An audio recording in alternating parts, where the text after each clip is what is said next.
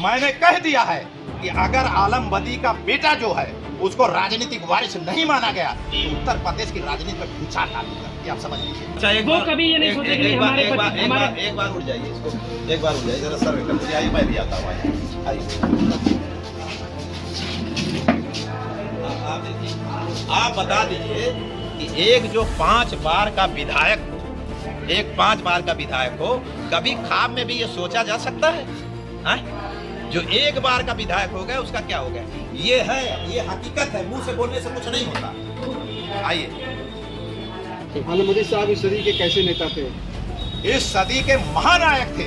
जिस तरह आदरणीय स्वर्गीय मुलायम सिंह यादव, जिनकी वजह से आज देश के 25 करोड़ लोग आर्थिक, सामाजिक, राजनीतिक, शैक्षिक रूप से सुदृढ़ हैं। मोदी साहब के घर आए थे, हमें आप लोग मालूम है कि जंतर मंतर में मैं था, ठीक है, जहाँ पर 44 करोड़ छात्रों, ठीक है, और इस देश के 144 करोड़ लोगों को सवाल था, ठीक है, और शायद हमारी टीम और सारे लोग ना होते तो वहाँ अव्यवस्थित भी हो सकता है। देश में संविधान है, उसकी रक्षा करनी थी, हम नहीं आ पाए मिट्टी में। आज आए हैं हम ताजियत में, ठीक है, गए हैं वहाँ मिट्टी दे के आए हैं, मिट्टी दे के यहाँ आए, उन्हें एक बार मंत्री का पद दिया जा रहा था और उन्होंने मना कर दिया कि हम मंत्री नहीं। बहुत छोटी हैसियत थी मंत्री के लिए, बहुत छोटी है। एक बार नहीं दिया गया, 2 बार, एक बार तो मेरे सामने नेताजी जी दबा दे,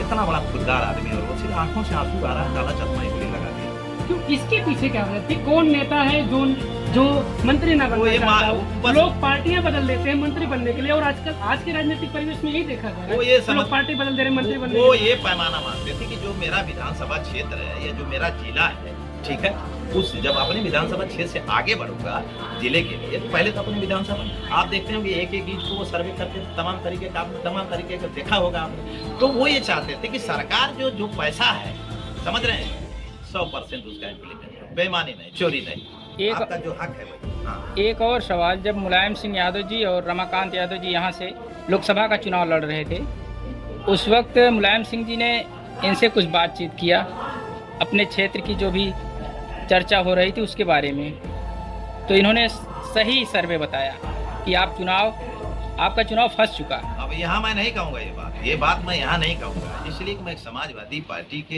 एक जिम्मेदार परिवार के साथ हूँ मैं, और मैं समाजवादी पार्टी में नहीं हूँ। इसका जवाब मैं बाहर आपको दे दूंगा भी। उनकी ईमानदारी की बात, लेकिन ईमानदारी की बात यह है कि अगर आलम साहब ने नेताजी को संकेत नहीं किया होता तो 9 बार नेताजी 5 लाख से कम कभी नहीं चुनाव जीते, 9 बार जीते, 63,000 से आजमगढ़ जीते, 63,000 से जीते हैं। बस यही आप समझ लीजिए कि कितना उनका सर्वे सटीक था।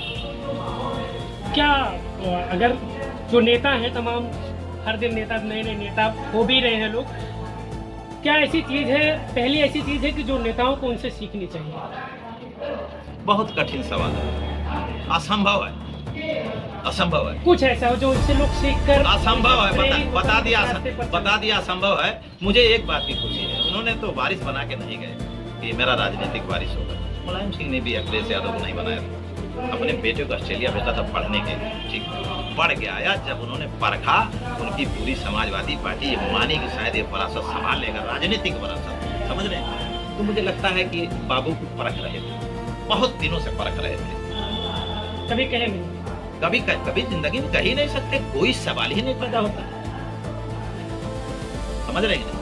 ये एक शहर है, वो तंजो मजा में किया जाता है, इशारों को अगर समझो तो राज को राज रहने दीजिए, हकीकत ये नहीं है। वो ये कम से कम आप जो इनका बेटा है उसको, अब वो क्या किया उसकी परीक्षा ली जाए ना, कि वो क्या किया। हम क्यों कहें कि वो राजनीतिक काबिल है, नहीं काबिल है, क्या नहीं। मैंने बता दिया, एक मिसाल दे दिया कि आलम बदी आदमी साहब इस सदी के धरोहर थे, जैसे आदरणीय स्वर्गीय मुलायम सिंह यादव थे, इसमें कोई विपट नहीं। उनका वारिस कौन हुआ है आप देख लीजिए, और क्या होना चाहिए इसमें मेरी समाजवादी पार्टी थोड़ी है, वो तय करेगी। लेकिन मेरी ख्वाहिश जो है, दिली ख्वाहिश मेरी जो है, मैं चाहता हूँ कि जाहिर सी बात उनकी वरासत नहीं, उनकी जो अक्स है, उर्दू में एक अक्स शब्द आता है कि लोग देखें तो अक्स ये जाहिर हो जाए कि आलम बदी आदमी साहब, ये मेरी ख्वाहिश। सैकड़ों बार मुलाकात हुई, आपने क्या सीखा उनसे? मैंने सीखा कि भारत एक धर्मनिरपेक्ष देश है, ठीक। अगर आप वाकई में राजनीति का सामाजिक है, जब तक आप जिस समाज से हैं दूसरा समाज जब तक एक चौराहे पे चिल्ला के ये ना कहे कि वाकई में ये एक राजनीतिक व्यक्ति है जो समाज के सभी वर्गों का ध्यान रखे, इसी में सब कुछ समाज